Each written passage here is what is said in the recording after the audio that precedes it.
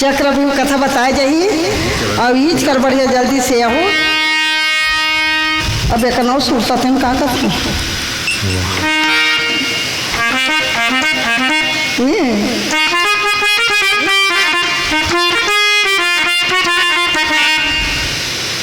भीमसेन जब भगवान शंकर जी के थे तो माँ वहां से भी कोदर है और 10,000 हाथी के बल एक भूजल 10,000 हाथी के बल दे दी भगवान शंकर जी बोला भीमसेन रहे तो बन गई सर मैं पताल लोग से बाँचे हूँ तो ही मोर कल्याण है। फिर भीमसेन कहाँ आगे भैया अब माता कुंती यही मतीला कथी यही मती मोर माता कुंती मोर बुलावा थे अब मोर चारों भाई है मोर बुलावा थे मैं मनुष्य युग में अवतार ले हम मनुष्य सतावा थे अब मोर जावन दे हिर मती कहते नहीं है ठिकाना दादा यौला एक हाथ ले गोठिया लेके हो तो भाई के माया भुला के ये माया जी के जिंजाले दाई हो जियत ले मोर दौलत मोर बेटी मोर बेटा दुनिया का हमें न था है माया के बाजार में मनमोहन राजा हरि के भजन में माना लागे भाई मनमोहन राजा हरि के भजन में माना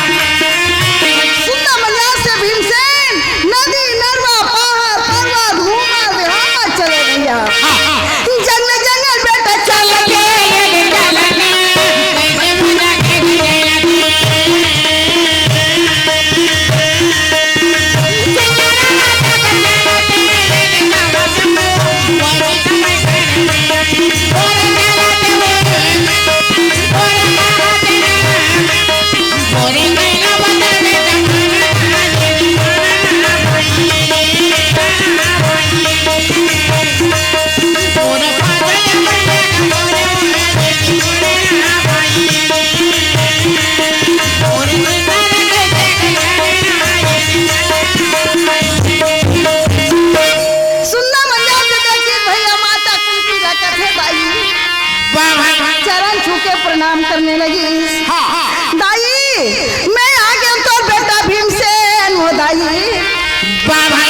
और समय में बेटा भीमसेन है जब यागी से ना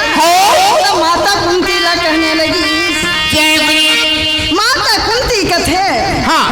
बेटा तय कहाँ निकल गए रहे से बेटा भीमसेन दाई में पता लोक में रहे मुलार बास की नाम के बेटी यही रहती है तो मुल बुला के लानी मैं तो उनका चरण छुके प्रणाम दाई सुनना मजा के गपोल वो ये दे बोल दाई बेटा भीमसेन का जावई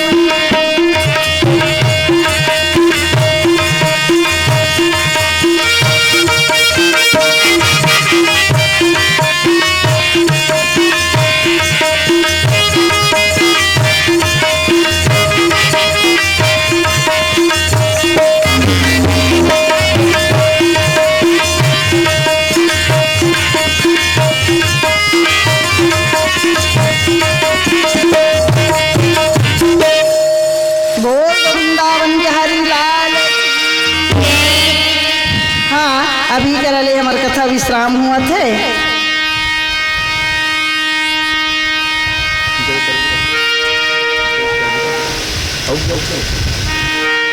तो सुना था सागी बेटा भीमसेन है तुम सुनने मजा से माता कुंती लगे थे दाई ये कन भगवान के चरण लछू के आ जाते दाई ले जा बेटा ये कंती ही छू के आ जाते श्रे भीमसेन है तुम कहते वो हो अभी तुम्हें भगवान से लड़ाई हो के आओ दाई फिर पूछ जाते बेटा भीमसेन बड़े जिद्दी है अरे जा बेटा भगवान के चरण छुए से न तुम हाथ गिराना हाथ एक जा बेटा वो समय में वहां सुना मजा से भीमसेन के कहना मान के कथे ले जा बेटा एक ले जा भीमसेन रहा तो नदी नरवा पहाड़ पर्वत घूमा घामा चले आजा बे माँ आजा बे माँ आजा बे माँ हमरैया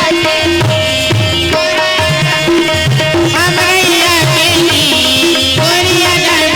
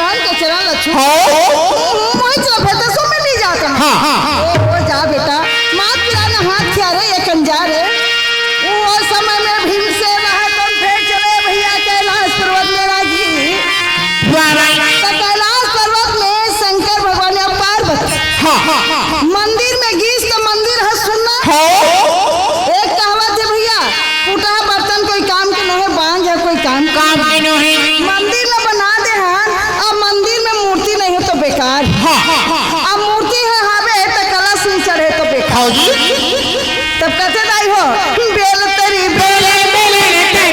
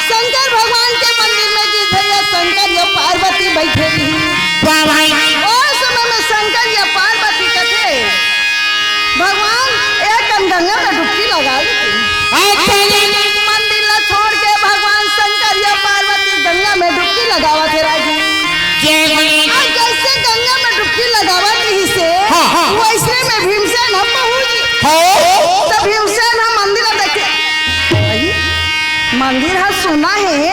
तो ये जूठा लहरा पानी कहाँ लियावत तो शंकर या पार्वती है डुबत लहरागी ते का जूठा पानी मंदिर में आवत भीमसेन है कथे जौहर भेजे था ये मंदिर में ना तो शंकर नहीं ना पार्वती नहीं मंदिर ऐसे झांक के देखे तो मंदिर ऐसे झांक के देखी तो शंकर या पार्वती है डुबकी लगाता है जाके गंगा में नहा ले मुकाया मोर मन भर के डुबकियां डाले जाके गंगा में नहा ले मुकाया मोर मन भर के डुबकियां डाले ये समझ चारो ये बातें कमाया मन भर के डुबकियां डाले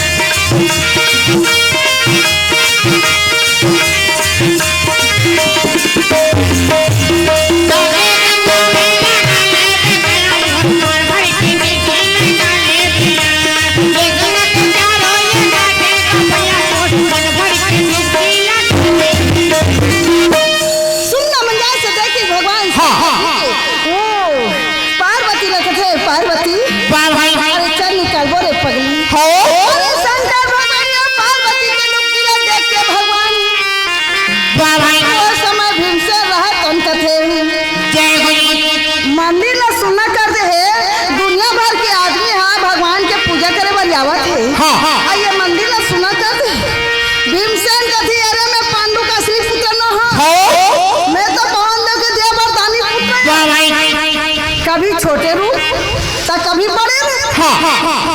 तो शंकर भगवान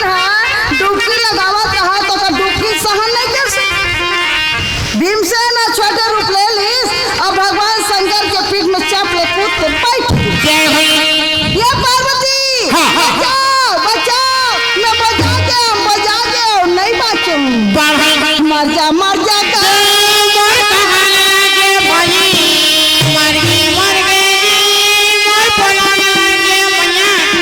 राजा ये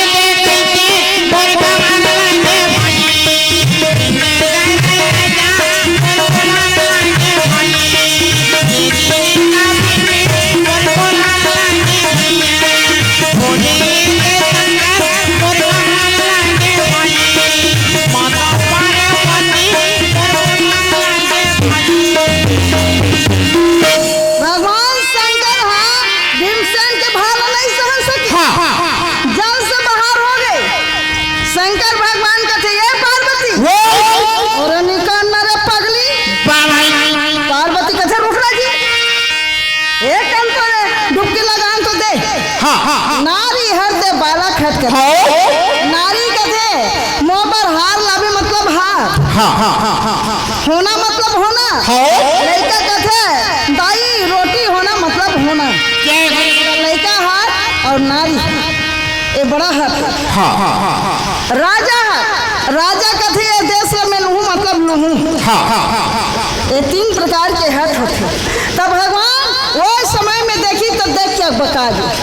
पार्वती ने कथे निकालना पार्वती कथे रुकना जी कमर भर पानी में खड़े हुए रहा और पार्वती है लुगड़ा फरियावा भीमसेन कथे आहू एक झन्नारी चे भगवान असन है शंकर असन निकलो पार्वती निकलो पार्वती निकलो पार्वती पार्वती जब पति कहना नहीं मानी तो वो नारी न जब पति कहना नहीं मानी तो नारी न है तब पति कहना नहीं मानी तो सास ससुर के का कहना मानेगा। एक लो तमाशा में देखो भीमसेन कहते एक बात का तो देख भीमसेन कहते कर तमाशा बहुत एक नखरा यार बढ़ कमर पर पानी में जाके पार्वती लुगरल फरियावत रही भीमसेन जाके छोटे रुपले को करागू में से पूछ ले पानी हटा लुगरल लद्दी मार बोटर बोटर देखने लगे भैया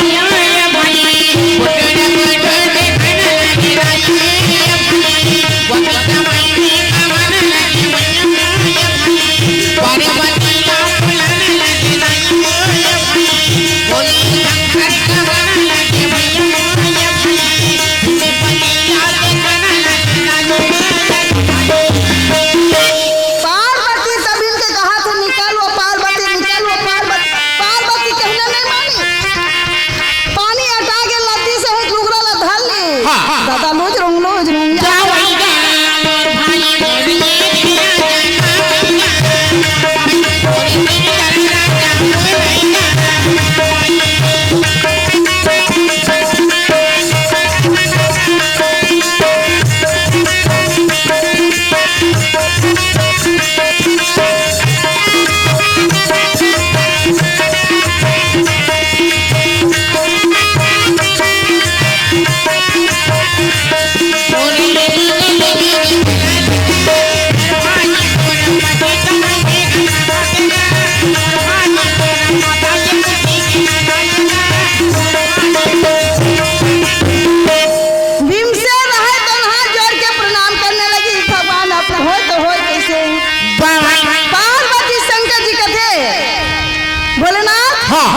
अरे वो कौन है पार्वती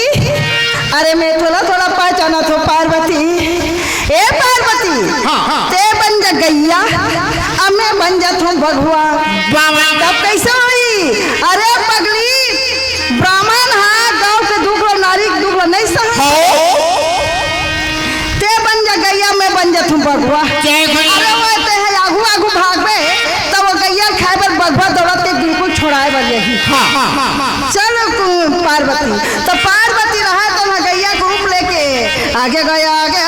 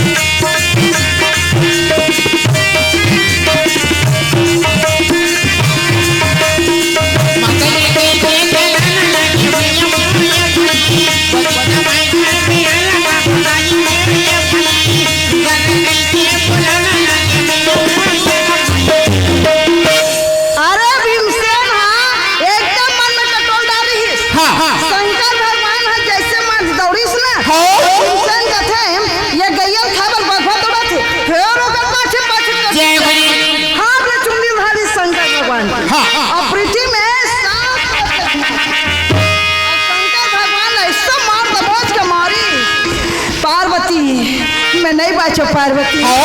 बचा पार्वती पार्वती का थे कबे ते बन जा गैया मैं बन हूँ भगवान आप तो नसल दे शंकर भगवान और भीमसेन ऐसे मारा धरा का बतावा मोहन कैसे मजा के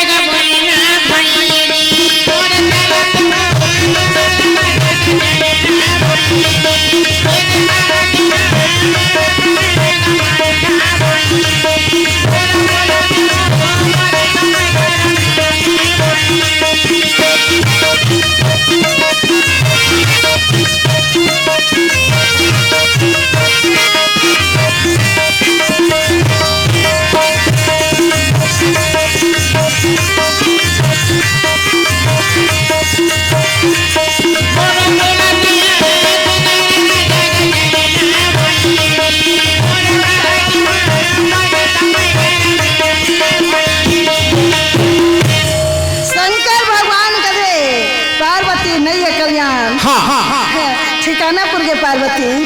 ते हा बढ़िया बैठ गए पार्वती नारी जात तुलसी कत्ती पहले दौड़त उनके के यहाँ के मंदिर में बैठ गए भगवान शंकर मार कुकुर मारे शंकर भगवान के बस पार्वती शंकर भगवान के पाछू में रहा तो पार्वती कर बैठ गई पार्वती कहते कैसे लागी बोला कहते बस मत पूछ ठिकानापुर के दादा पार्वती और शंकर भगवान एक मंदिर में बैठ गए बस आज में हमारे मन के पूजा होई स्वामी तो ऐसा तरीका झन कर बन जाए मैं बन जाता हूँ भगवान अरे गैया छोड़ के भगवान मार पड़ते तब तो ऐसा भूल के झन कर भोलेनाथ तो ओकर हाथ से दूघा मार खड़ रहे लेकिन समझ जाबे भोलेनाथ के बस पार्वती तक से सीमित रहे